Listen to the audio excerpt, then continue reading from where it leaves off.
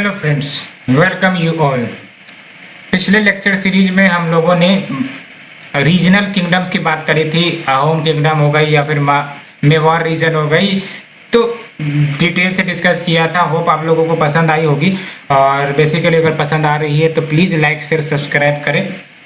And let's move today's topic, that is your Vijayanagara empire.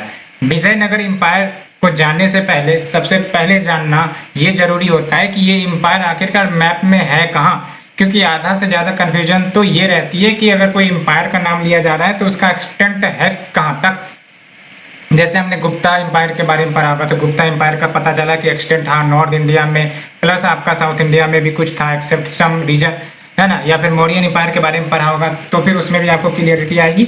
उसी प्रकार से अगर कोई भी किंगडम या फिर एम्पायर के टॉपिक पढ़ते हैं और अगर उसमें हम मैप का सहारा लेते हैं तो उससे काफी ज्यादा क्लियरिटी आपको देखने को मिलेगी।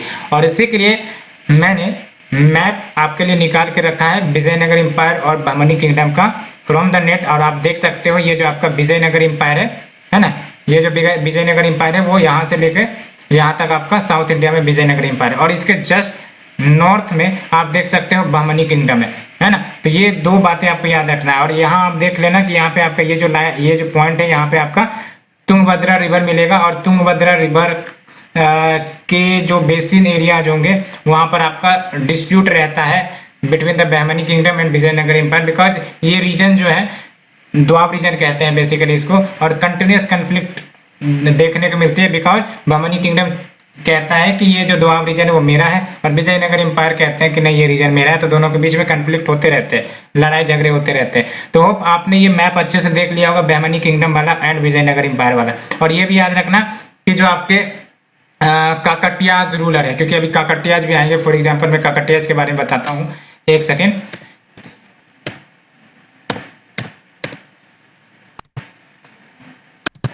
ये आप यहाँ पर देख लो, काकटिया डायनेस्टी जो आपका विजयनगर एम्पायर है उसके ईस्टर्न मोस्ट रीजन में काकटिया डायनेस्टी हुआ करता था। वो इसीलिए क्योंकि अभी आपको पता चलेगा कि ये जो विजयनगर एम्पायर है और इसी से आपका एक्सट्रैक्ट आउट होके आपका विजयनगर एम्पायर बना है। तो होप आपको ये क्लियरिटी आ गई होगी। Let's move to the topic. तो बेसिकली विजयनगर एम्पायर की बात करें तो पीरियड देख लो आप, ये जो आपका पीरियड है 1336 में ये स्टैब्लिश होता है, और फिर 1646 एडी में आते आते ये डिसइंटीग्रेट हो जाते हैं। और अगर इनके फाउंडर की बात करें तो हरिहर एंड बुका विद द ब्लेसिंग्स ऑफ गुरु विद्यारण्य ये आपका एम्पायर स्टैब्लिश होता है। और याद रखना है आपको, ये जो हरिहर एंड बुक्का थे ये संगमा डायनेस्टी से बिलोंग करते थे। दैट्स व्हाई विजयनगर एम्पायर में बैक टू बैक आपके 4 डायनेस्टी रूल करते हैं, देख सकते हो। पहले आता है आपका संगमा डायनेस्टी जिसमें आपका हरिहर एंड बुक्का जो कि फाउंडर भी है। उसके बाद आपका आता है सुलभा, उसके बाद वो डिसइंटीग्रेट होते हैं तो तुलभा, उसके बाद वो डिसइंटीग्रेट होने के बाद आपका लास्ट विजयनगर रूलर या फिर डायनेस्टी कह सकते हो अरवडू, ये आपको याद होंगे, है ना।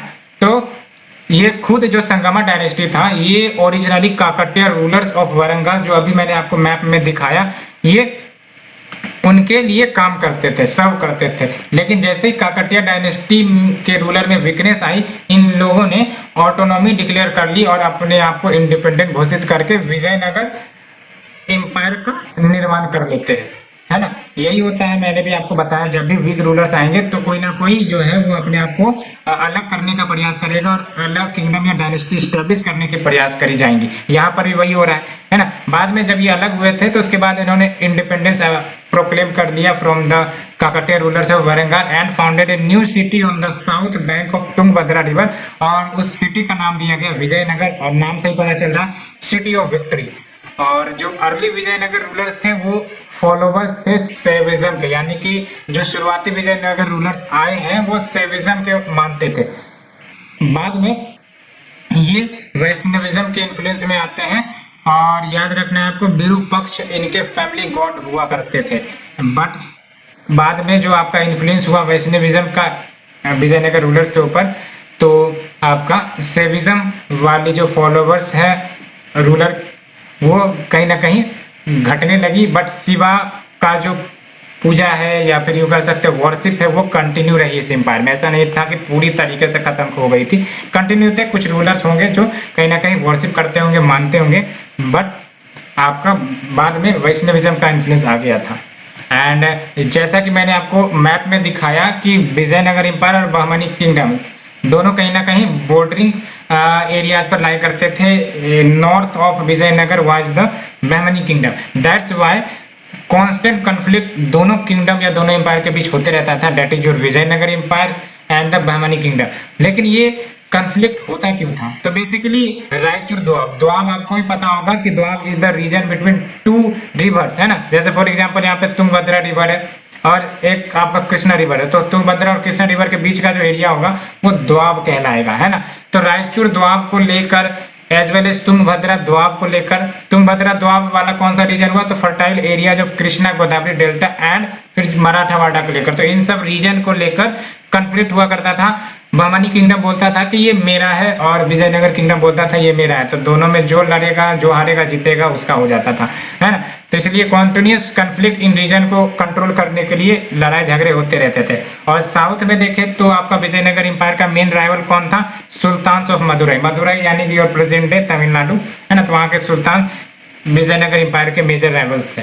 And during the reign of Ram Raya, है ना, तो राम राय जब रूल कर रहे थे विजयनगर एम्पायर को, तो जो कंबाइंड फोर्सेस हैं बीजापुर, अहमदनगर, गोलकोंडा एंड बिदार, इन सबों ने डिफीट किया राम राय को, the ruler of Vijayanagara, at the battle of Talikota. याद रखना, at the battle of Talikota, काफी इंपॉर्टेंट प्रीलिम्स के लिए। 1565 में ये बैटल होती है और डिफीट किए जाते हैं the ruler of Vijayanagar, and ultimately it marks the end of the Vijayanagar empire. उसके बाद आपका वीक रूलर्स आने लगते हैं, है ना। और लास्ट रूलर जो विजयनगर के रहे हैं वो देख लो आप, श्री रंगथिरी, एंड 4 डायनेस्टीज विजयनगर को रूल किए हैं बैक टू बैक 1336 से लेकर 1672। तो आप देख लो ये जो डायनेस्टी है, एक तो आपका संगम डायनेस्टी 1336 से 1485, जो आपका फर्स्ट डायनेस्टी कह सकते हो to rule over Vijayanagar empire. Actually इन्होंने ही तो विजयनगर एम्पायर का एस्टेब्लिश किया था काकटिया किंगडम से इंडिपेंडेंट होकर, और फाउंडर आपको ही पता है या फिर रूलर कह लो, Harihara and Bukka belong to this dynasty, और इन्होंने रूल किया फ्रॉम 1334 से 1485 एडी। ये डायनेस्टी की बात हो रही है। एंड देन नेक्स्ट आता है आपका सलुबा डायनेस्टी। सलुबा डायनेस्टी आपका 1485 से 1505 के बीच रूल करते हैं, और इस डायनेस्टी को बेसिकली फाउंड किया गया नरसिम्हा के द्वारा, which succeeded the Sangama dynasty as the second dynasty of the empire। और रूलिंग पीरियड आप देख लो 1485 से 1505 AD, and they ruled over almost the whole South India. तो ये बात भी है। और जब सलुबा डायनेस्टी वीक होता है तब आता है तुलुबा डायनेस्टी, और तुलुबा डायनेस्टी आपको पता होगा कि वीर नरसिम्हा के द्वारा फाउंड करी जाती है, और ये क्रोनोलॉजिकली थर्ड डायनेस्टी होगी which ruled the Vijayanagar empire, and it ruled from Tuluva dynasty. और मोस्ट फेमस किंग अगर बात करें विजयनगर एम्पायर की, तो वो है आपका Krishna Deva Raya, which belong to this dynasty. Krishna Deva Raya के बारे में आपने सुना भी होगा, कुछ इंपॉर्टेंट कंट्रीब्यूशन इनका आर्किटेक्चर में देखने को मिलता है। और द नेक्स्ट डायनेस्टी आता है आपका Aravidu. Aravidu dynasty which is the last dynasty of the Vijayanagar empire. Ruling period आप देख लो 1570 से 1650, और अरावधु फाउंडेड बाय तिरुमला। याद रखना आपको, fourth and last Hindu dynasty to rule the Vijayanagar kingdom in South India. और क्वेश्चन प्रीलिम्स में कैसे पूछा जा सकता है? तो मैच द फॉलोइंग, डायनेस्टी दे देगा, फाउंडर का नाम दे देगा, और आपको मैच करना होगा। या फिर दूसरा क्वेश्चन क्रोनोलॉजी के रूप में पूछा जा सकता है, तीसरा क्वेश्चन फाउंडर के रूप में पूछा जा सकता है।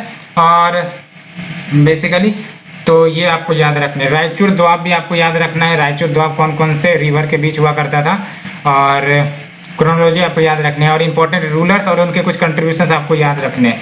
फॉर एग्जांपल जो आपके देव राय 2 या फिर इन्हीं को प्रौध देव राय कहा जाता था, जो मोस्ट फेमस किंग रहे हैं संगमा डायनेस्टी के। इनको एलिफेंट हंटर का टाइटल प्राप्त है, दक्षिण पथड़ा चक्रवर्ती का भी टाइटल प्राप्त है, और इन्होंने विजयनगर एम्पायर को एक्सटेंड किया फ्रॉम गुलबर्ग से लेकर श्रीलंका एंड तेलंगाना से लेकर केरला रीजन तक। तो इनके दौरान कहीं ना कहीं किंगडम एक्सपेंड हुई, that's why he is an important famous ruler. And इनके कमांडर जो रहे हैं सेनापति जिसको कहते हो लखना दान देशा, याद रखना है। और जो next important ruler from different dynasty जिसकी बात मैंने की अभी, कृष्ण देव राय, एंड इनका पीरियड देख लो 1509 से 1529 AD, and most famous king of Vijayanagar empire from Tuluva dynasty, और इनको आंध्र भोजा भी कहते हैं, ये भी याद रखना है। एंड इन्होंने वॉर छेड़ा था against the Bahmani kingdom and उसको कहीं ना कहीं कंट्रोल में करके रखते थे। एंड इन्होंने मोहम्मद शाह को लिबरेट करवाया and assume the title of यब्न राज्य प्रतिस्थापनाचार्य, है ना, याद रखना है। ये जो आपका यब्न राज्य प्रतिस्थापनाचार्य का जो टाइटल है वो कृष्णदेव राय को मिला हुआ है। और जो ऑथर है मनु चरित्रमु का was the greatest among the Ashtadiggaja, याद रखना है ना। तो ये जो आपके कृष्णदेव राय थे इनके अंदर अष्टदिग्गज, यानी कि जैसे आपने नवरत्ना सुना होगा, इनके कोर्ट में अष्टदिग्गज हुआ करते थे। और उन्हीं में से जो ऑथर रहे दैट इज योर अलासनी पद्मरना, इन्होंने मनु चरित्रमु को लिखा था। और जो कृष्णदेव राय के एम्पायर है extended from river Krishna in the north to river Kaveri in the south, Arabian Sea in the west to the Bay of Bengal in the east. तो काफी ज्यादा एक्सटेंसिव एम्पायर इनके पीरियड में रहा विजयनगर एम्पायर। और इनका कोर्डियल यानी कि पॉजिटिव रिलेशंस होता था पुर्तगीज के साथ।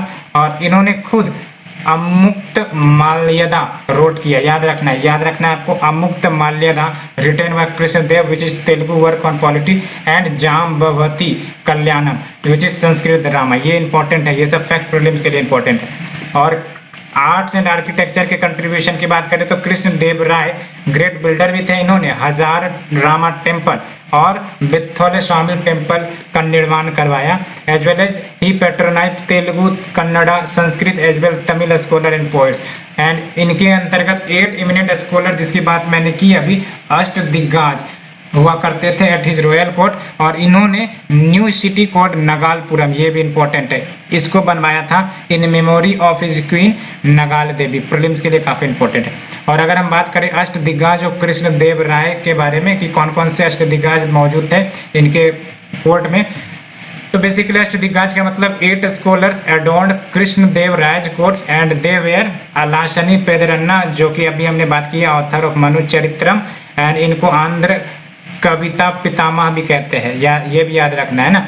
And now the second one was Nandi Thimmana the author of Parijata Praharanam.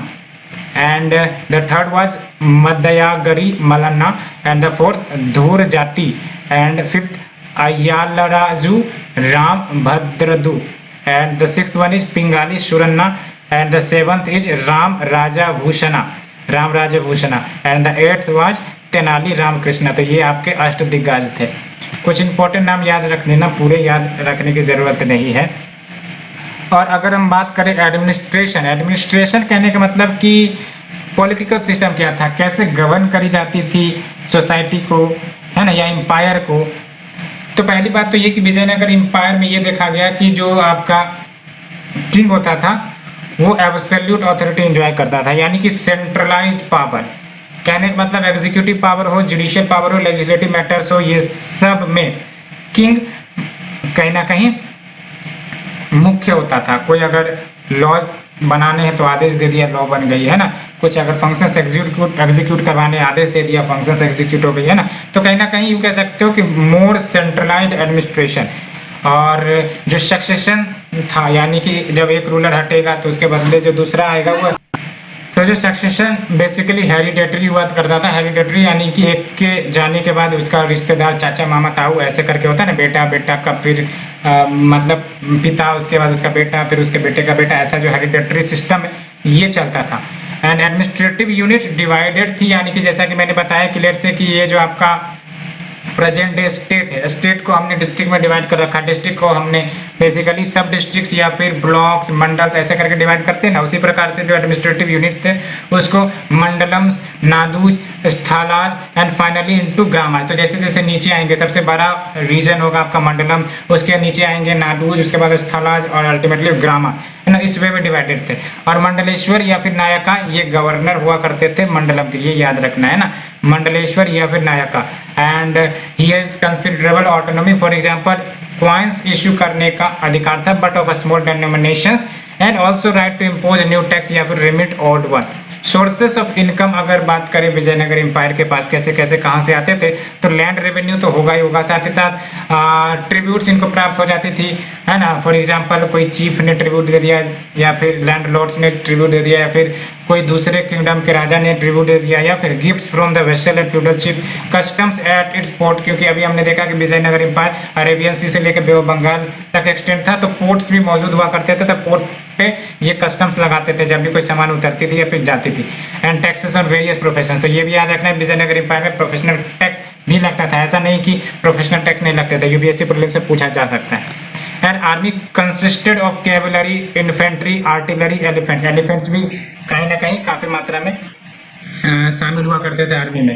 And Nayan card system, याद रखना नयन card system is associated with Vijayanagara empire, ये क्वेश्चन आपको इतना याद रखना है। इसके तहत क्या होता था, जो टॉप ग्रेड ऑफिसर्स होते थे आर्मी के, उनको नायक्स या फिर पॉलीगार्ड्स कहते थे, और इनको लैंड दिया जाता था इन लीव ऑफ देयर सर्विसेज, यानी कि जो भी ये सर्विसेज परफॉर्म करते थे, यानी कि जो भी काम इनको करना होता था उसके बदले इनकम देने के बजाय, पैसे देने के बजाय इनको लैंड दे दिया जाता था, और उस लैंड को आमरम लैंड कहते थे। ये आपके टेस्ट सीरीज में भी आते रहते हैं, इसलिए ये भी याद रखना है ना, आमरम लैंड कौन थे, land granted in leave of the services of the officers of the army, याद रखना है आपको, है ना।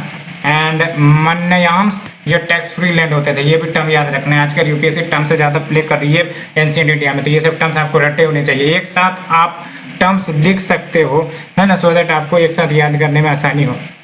And a body of 12 functionaries known as Ayagars conducted the village officials, ये भी विलेज अफेयर्स को कंडक्ट करने के लिए we have the 12 functionaries known as Ayagars. और अगर हम बात करें सोशियो इकोनॉमिक कंडीशन, यानी कि सामाजिक स्थितियां परिस्थितियां कैसी थी, तो जो संगमा रूलर्स थे वो चीफली सेवाइट थे, क्योंकि अभी हमने डिस्कस किया था कि अर्ली रूलर्स जो थे वो सेवाइट थे, और विरूपक्षा जो थे उनके फैमिली डेटी हुआ करते थे, फैमिली गोल्ड। और चीफ गोल्ड कॉइन जो यूज किया जाता था उन्हें बारहा कहा जाता था या फिर पगोडा कहा जाता था। और जो पर्टा है ये यानी कि PERT है, ये हाफ ऑफ बारहा, एंड फनम ये 1/10 ए परथा हुआ करता था, बेसिकली मेजरमेंट कह लो। एंड टार, ये सब याद रखना है आपको, टार सिल्वर कॉइन एंड जित्तलवाज कॉपर कॉइन, तो आपको बेसिकली ये याद रखना, बारहा या pagoda gold coin, and silver coin में जो आपका टार हो जाता था और जित्तल आपका कॉपर कॉइन हो जाता था। And chief item of export कौन होते थे, cotton, silk, spices, rice, saltpetre and sugar.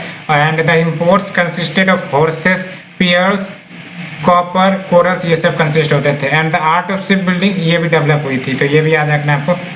Position of women की बात करें तो देख लो, वोमेन हाई पोजीशन ऑक्युपाई किया करती थी and took an active part in the political, social and literary life of the empire. And women even went to better settlement, ये आपको अच्छे से याद रखना है, कहीं ना कहीं मेंस आंसर राइटिंग में कहीं ना कहीं ये पॉइंट तो यूज होगा, आपको पता होना चाहिए। जब भी आप इवन आप कंटेम्प्रेरी आंसर लिख रहे होंगे कंटेम्प्रेरी इश्यू के ऊपर, तो आप रेफरेंस के रूप में डाल सकते हो कि जो position of women Vijayanagar empire में कितनी अच्छी थी। हाई पोजीशन वोमेन को प्राप्त होती थी, एक्टिव पार्ट ये लेती थी, चाहे वो पॉलिटिकल, सोसाइटियल या फिर आपका लिटरेरी लाइफ हो, है ना। वोमेन एक प्रकार यूं कह सकते हो इक्वल फुट पर स्टैंड करती थी मेल के कंपैरिजन में।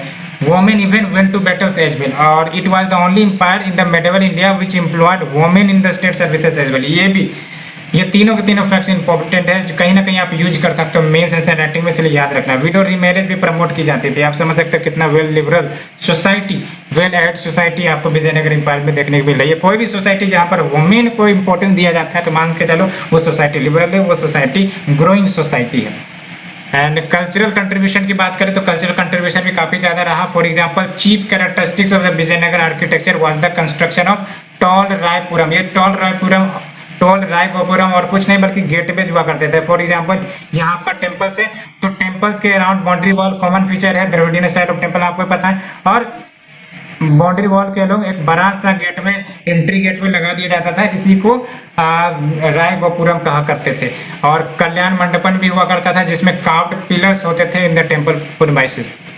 And the sculptures on the pillar were carved with distinct feature, ये भी आपको पता होगा। हॉर्स याद रखना है आपको, घोड़ा, most common animal found in these pillar, है ना। ये जो पिलर जो कार्व किया जाता था स्कल्पचर्स के था, तो हॉर्स जो था वो आपका कॉमन एनिमल देखने को मिलता है इस पिलर में। एंड मोस्ट इंपॉर्टेंट टेम्पल जो बनाए गए हैं, Vitthal Swami Hazara Ramaswami temple, stone chariot at Hampi, ये सब आपने सुना होगा कृष्णदेव राय के पीरियड में।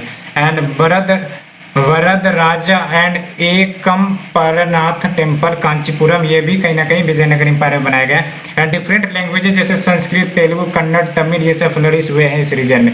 एंड कुछ इंपॉर्टेंट जो यूपीएससी प्रीलिम्स के लिए, वैसे मेंस के लिए कुछ भी इंपॉर्टेंट नहीं है यहाँ पर। फॉरेन ट्रेवलर्स जो विजिट किए विजयनगर एम्पायर में और किसके रूल के दौरान, ये याद रखना है। फॉर एग्जाम्पल अबू अब्दुल्ला, जिनको इब्न बतूता भी कहा जाता है, इन्होंने बुक रिहाला लिखा है, ये इंपॉर्टेंट है, ये याद रखना है। मोरक्को से थे, हरिहर वन के रूलर के दौरान आया था। एंड निकोलो दे कॉन्टी, ये इटली के थे, देवराय टू के दौरान ये आए थे। अब्दुल रजाक पर्शिया से आए थे देवराय टू के दौरान। एंड अथानासिस निकेटोन, ये रशिया से आए थे, एंड कौन से रूलर के दौरान, विरूपक्ष राइट टू के दौरान। And the next one Ludovico de Varthema, Italy से कृष्णदेव राय, और ये तीनों के तीनों नेक्स्ट जो आने वाले हैं वो आपके कृष्णदेव राय केडीआर के दौरान ही आएंगे। For example Duarte Barbosa, Domingo Paes and Fernao Nuniz, ये तीनों के तीनों पुर्तगाल से और तीनों कृष्णदेव राय के दौरान आए थे। एंड मार्को पोलो वेनाइस से आए थे, कहाँ आए थे वैसे तो यहाँ जानकारी नहीं दिया है, आप चेक कर सकते हो, वैसे इंपॉर्टेंट वैसे हो सकता है, लेकिन आप चेक कर लेना नेट पे कि मार्को पोलो जब इंडिया विजिट करते हैं तो कौन से रूलर के दौरान आए थे। तो ये हमने विजयनगर एम्पायर को कवर कर लिया है। Next we will discuss about Bahmani kingdom, जो कि एक इम्पोर्टेंट किंगडम साउथ इंडिया में ही था, बट जैसा कि मैंने आपको मैप में दिखा दिया है बहमनी किंगडम का लोकेशन कहाँ है, तो अब आपको आसानी होगी कहीं ना कहीं इस चैप्टर को समझने के लिए। तो for now thank you friend, thank you very much. अगर लेक्चर सीरीज पसंद आ रही है तो प्लीज़ लाइक, सब्सक्राइब, शेयर जरूर करें।